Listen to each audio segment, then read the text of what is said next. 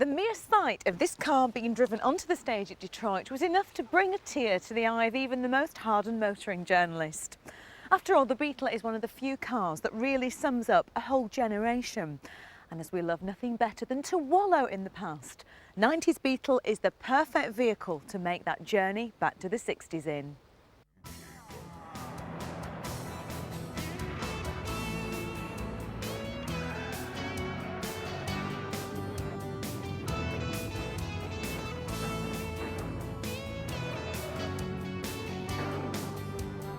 Now, 90s Beetle is a little confusing. Its silhouette is unmistakably the Beetle, but that's about all it shares with the original people's car.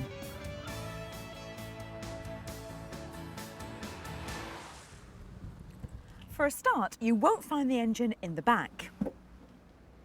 It's been promoted to the front, and you get a choice of this 2-litre petrol version or a 1.9-litre TDI, both of them borrowed from the Golf. The Beetle also shares its floor pan with the Golf, along with the Audi A3, the Seat Toledo, the Skoda Octavia, and no doubt quite a few more.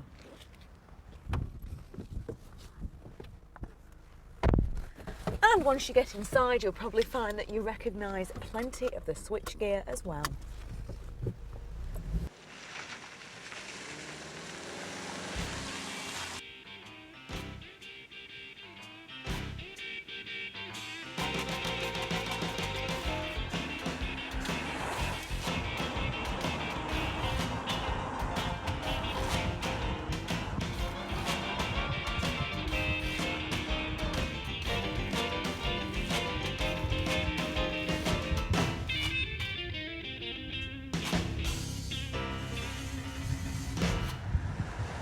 But do take heart, all you nostalgia fans out there, because nestling inside the minimal black and chrome interior, you'll find a true hint of 60s flower power, a bud vase.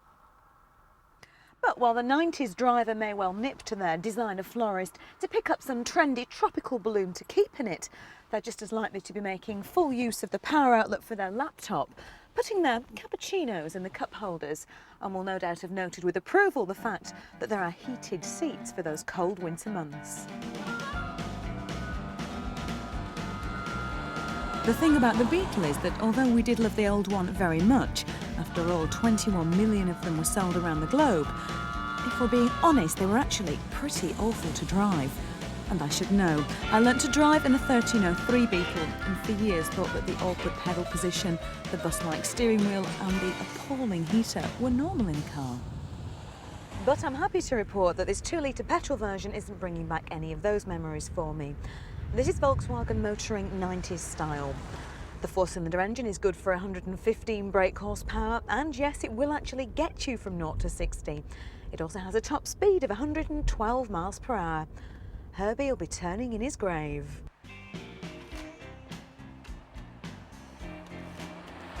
The new Beetle does drive remarkably like the Golf, which isn't, I suppose, that surprising.